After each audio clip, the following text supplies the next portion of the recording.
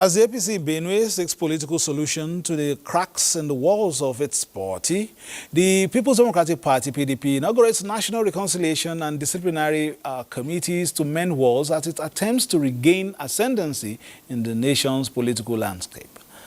Justice Kudirat Kekere-Ekun picks up the top gavel as the country's Chief Justice. Also on Political Update today, with just weeks to the Edo State governorship election, we examine all the angles and the race to the government house, GRA Benin. This and more on Political Update. I'm Fisayo Gunfui. Welcome.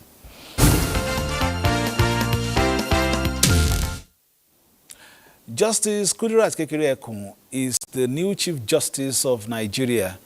President Bola Tinubu returned to the country at the early hours of this Friday, administered the oath of office on her at the council chamber of the State House. The 66-year-old, who emerges as the second female CJN, succeeds Olukayode Ariwola, who retired from the position on Thursday.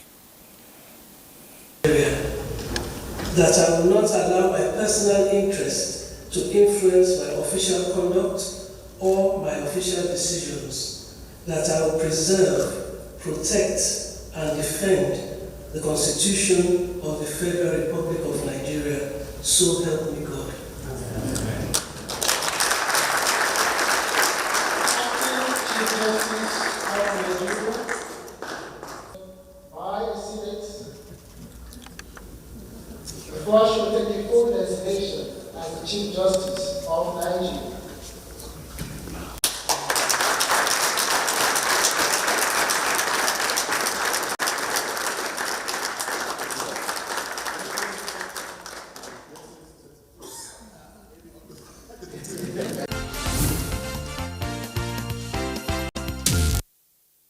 To politics now, the Benue State chapter of the All Progressives Congress has come under political scrutiny in recent times, with the latest attracting court attention that restrained the Ganduje-led National Working Committee from dissolving its structure.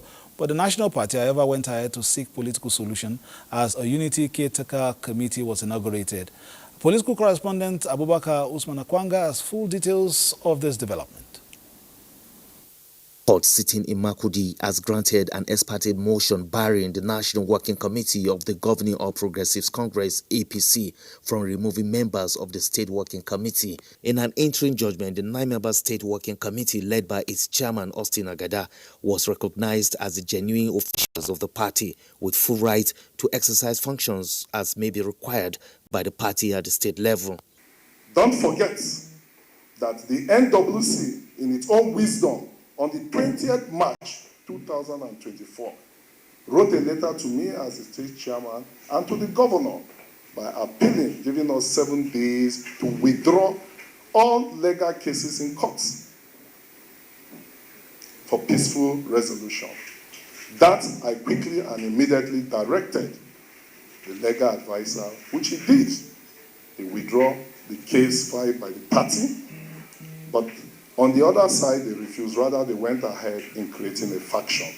Meanwhile, in a swift action, the National Working Committee sworn in a 6-member committee led by Benjamin Omale to oversee the party affairs in the next 6 months and ensure the conduct of primaries for chairmen and councillors in the forthcoming local government poll in the states. The National Working Committee has today dissolved the Executive Committee of Benue State Chapter.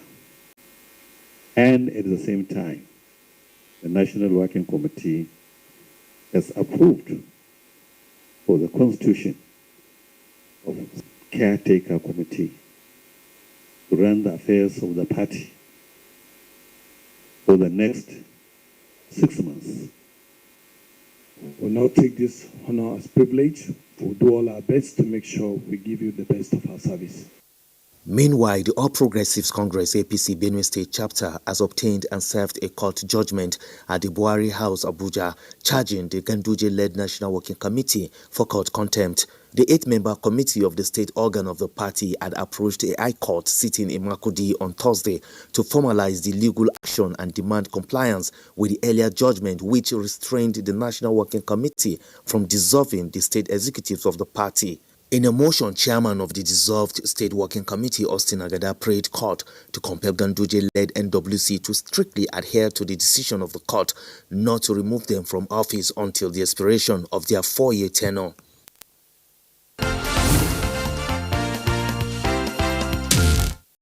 This was one of the stories we wanted to track and discuss today, but hopefully we'll bring them on Tuesday. We've reached out to both sides of this story, the Benue APC ESCO members and, of course, members of the National Working Committee of the APC as well, to react to some of these developments as, of course, some elections are looming in the state as far as the local government elections are concerned. Now moving on to yet another party. The People's Democratic Party has inaugurated its National Reconciliation and Disciplinary Committees to reconcile both aggrieved and erring members of the party towards returning to its old winning ways. The inauguration was held at the party's headquarters in Abuja. This inauguration of the National Reconciliation and Disciplinary Committees of the PDP followed some grumblings and rumbling after the 2023 general election, as approved and constituted by the National Executive Committee and the National Working Committee of the party. Without fear of favor. Without fear of favor. The National Disciplinary Committee is headed by High Chief Tommy Kimi, with Eyitayo Jegede SAN as secretary, while the National Reconciliation Committee has Prince Olagunsoye Oyinlola as chairman and Senator Ibrahim Hassan Dankwambo as secretary. They were charged to shun all personal and proxy interest in the discharge of their assignments. Let's do the needful for this party. The party is still the party to be. The truth must be told all the time. This party should not be allowed to die in the hands of these two committees. The PDP must put its heart together and claim back power again. Call on everyone connected with the party to help us in bringing back the past of glory. PDP Board of Trustees and other leaders believe that the survival of the party going further rests on the committees.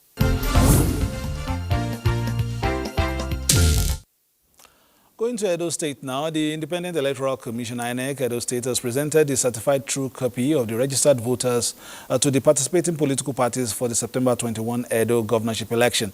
The event was the 10th engagement lined up by the Commission in preparation for the governorship election.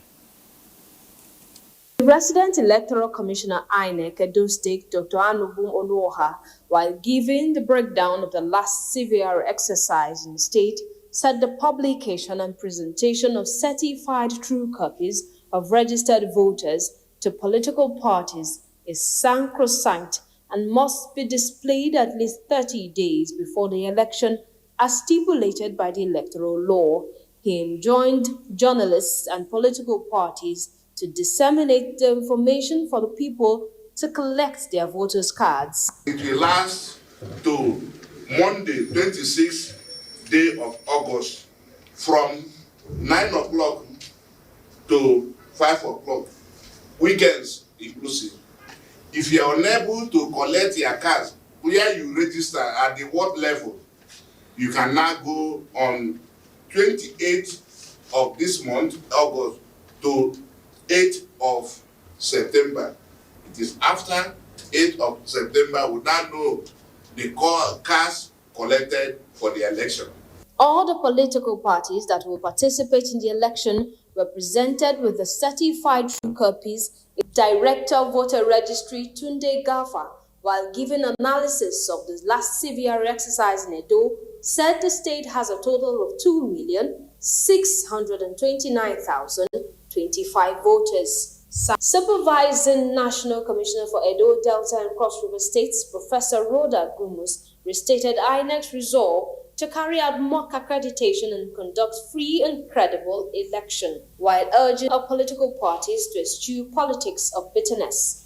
Last day for campaign by political parties is 19 September 2024. INEC also disclosed that a lot of technological innovations are in place to ensure smooth accreditation and transmission of results. So joining us in the studio to discuss some of these issues from the reports is the chairman of so many things, including, an election observer that we've known for so many years. It's also the chairman partners for electoral reforms, Izenwa Wago.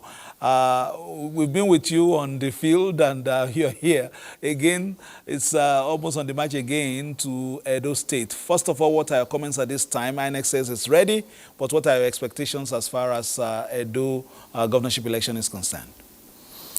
Well, Fisayo, thank you for having me. I think both of us have appeared in different off-cycle elections. I think I remember in Ondo, you were there. What this means for me would be to simply put all the stakeholders in Edo on the canvas and say, for instance, what are our expectations from the Independent National Electoral Commission, INEC. They have responsibility to conduct free, fair, credible, acceptable, and inclusive elections. How prepared are they? That we're interrogating because barely a month to the election, we expect that from what we're seeing now, the PVC collection should go on. We should be able to have that published, the exact number of PVC collected. We need to be very clear about the beavers, their states, their current states, and when they will be deployed, the issues of sensitive materials. We don't want to hear about pre-filled resources like we saw in Kogi. We want to see clear internal governance mechanisms strengthened within the EMB in a way that inspires confidence in majority of voters in the state. But Edo is a tempestuous political state in terms of security. Apart from elections, there are, as we speak right now, there are court-related fights going on in some parts of the state. And what that means is to be able to isolate those fights and ensure that they are not become some kind of siege in the minds of prospective voters. So the security agents under the Interagency Consultative Committee on Election Security should up the game and comb the state and ensure that people who will want to cause trouble are reined in right now. It's an off-cycle election, so at the attention of the world will be in Edo State. We don't just want to hear that we have deployed 20,000 policemen, 11,000 NSDC. There has to be value for money. If you deploy these numbers and there are security breaches, we should be able to hold somebody accountable. All right, let's, since time is not our friend, you've, answered a lot of questions in one fell swoop. But in terms of the coloration of what you're talking about, in terms of, some other issues that have bogged the mind of indigenes coming to this election, of course, there has been the case of having 2 deputy governors, if that is possible. That is on one side. Political issues, a particular senatorial district says this is our turn and all that. Apart from all that, when you look at off-cycle elections in terms of its unique features, why does it sometimes look as if we pour so many of our, officials into these elections, but by the time we go to general elections, we now look at it that it seems as if they are spread too thin? Should we expect at least better performance at the off-cycle level than what we are seeing, one? And then in terms of what you saw in the 4 elections, if I'm not mistaken, 3 elections, that's the one in Imo, Bayelsa, and Kogi. Are you expecting some improvements in terms of your interactions with the electoral umpire between that time and now? I've tried to make this a stakeholder engagement, and the reason I do so is that the activity of the stakeholders impacts on the quality of the election.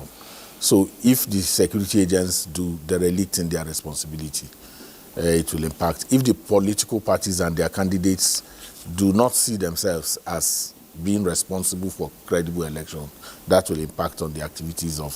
So what I've seen in elections is that we are always holding the leg of INEC to the fire and give comfort to these other stakeholders who contribute to whether election is free, fair, or credible. So whether in Akoko Edo, where the new, in quote, deputy governor comes from, there is a tendency that it will be a bit there are concerns in that area what it will be like. But the bigger challenge for Edo will be vote buying, and that is where, because if you remember in 2020 and then 2016, that was the issue. And now if you move around the states, you hear people say that if they took amount X in 2020, that they will be taking 20,000 now. The security agencies should be ready to ensure that voter inducement is played down. There are fears of federal power, and then the incumbents in the state also dominating those challenges are all concerns that a lot of observers are putting on the table. And then more importantly is the terrain. The current rains and the challenges of infrastructure in Edo State may affect punctuality index. And some logistics. Yes, and so, but what is important is that we're already aware of this, and so we cannot use them. We can't hoist a regime of excuses around something that we already know. We need to begin to plan ahead to make sure that those things, we don't have a prepared press statement explaining something that we already know is a challenge, and that's key. Security is key, not from the point of, the campaigns have gone very well apart from the infraction at the airport some weeks back, but generally the campaigns have been relatively peaceful apart from the cult crisis that I talked about. But I think that all the stakeholders who have major role to play in elections must be ready, especially the politicians and their candidates. Okay. I'm talking about the candidates who have, thrown their hats in the ring. Are you hearing much from the podium? Because it seems to me as if everything seems to have been overshadowed by some of these fears and some of the altercations we've seen in the run-up to this election. It is deliberate. There is some intentionality in outsourcing conversations to campaigns of calumny. That means that you are not able to hold anybody responsible for anything. But it is the responsibility of civic groups and organizations within the state to force an issue-based conversation. It is the time for Nigerian Union of Teachers, the Nigerian Medical Association, Nigerian Labour Congress, civil society organization to begin to put together their own town halls where they can force these candidates to put something that can be tracked. Otherwise, what you are going to see is the current campaign of calumny, diverting attention from the very strong issues. The campaigns in Edo are stronger on the social media. If they, not campaigns, the vitriolics, if you like, and all of those things are stronger on Facebook. On ground, like I said, civic groups and organizations must ensure that there are town halls in which people can make statements with which they can be tracked. Otherwise, we'll finish this election, conclude this election, and we'll not have anything that any candidate said, apart from the glossy manifestos that are taken from, lifted from, different sources and patched together that makes no practical meaning. All right, that is a state that has a lot of population for young people in terms of the demographics. Are you expecting, in terms of your pre-election analysis, are you expecting a huge turnout, or are we likely to still see that kind of apathy that we've seen in the past based on, some of the verbal jousts that we have experienced in the run-up to this election? Well, 2.6 million voters. You also know that the Beavers is doing his job. If you especially look at the presidential elections, you will see that states with very high figures could not throw in those figures as they used to do in the past. So when we have conversations about apathy. We need to nuance it in a way that reflects some of the technological improvements that have come into the electoral process that makes it difficult for people to not to carry more than one voter's card. That's one. But in terms of the voting experience, I think that not just young people, I think the Edo people are generally excitable and they want, they are politically inclined, very conscious and if you like, very, very conscious politically. I see them trooping out in their numbers. All right, Ezenwa, thank you very much for coming. But before we go, let's take one more story. River State Governor Nigerian Fubara has dispelled that contrary to speculations over his membership of the People's Democratic Party, PDP, that he and his supporters remain genuine members of the party in River State. Governor Fubara disclosed this to members of the Board of Trustees of the PDP who visited him in Port Harcourt. The members were led by the chairman, Senator Adolphus Wabara, that is the chairman of the BOT. Members of the PDP Board of Trustees are in River State on a fact-finding visit. Governor Siminalayi Fubara commended the founding fathers of the party, such as Chief Bode George and Senator Ahmed Makrafi, for the huge sacrifice and commitment they made to keep the party afloat with the support of other party leaders. We are still members of the party. The owners of the party have visited us. So for those people outside carrying all sort of rumors and propaganda, at least this visit will rest those propagandas and to tell the world that we are and we still remain members of the People's Democratic. On his part, the chairman of the People's Democratic Party PDP Board of Trustees, Senator Adolphus Wabara, thanked Governor Fubara for the warm reception accorded them, stating that the visit is to strengthen peace and unity of the People's Democratic Party in Rivers State. He explained that the BOT, as the elders and conscience of the party, are genuinely concerned about trending stories in the media over the position of the PDP in Rivers State. He assured that contending issues will be constitutionally addressed to reposition the party ahead of 2027 elections. Doesn't matter whose ox is bought. As far as the PDP under my watch is concerned, we will go constitutionally and ensure that peace reigns, because PDP is the party to beat in 2027. If we miss it again, as we did in 2015, 2023, then Nigeria is gone. They thereafter went into a closed-door meeting with the governor and some party stakeholders in the state.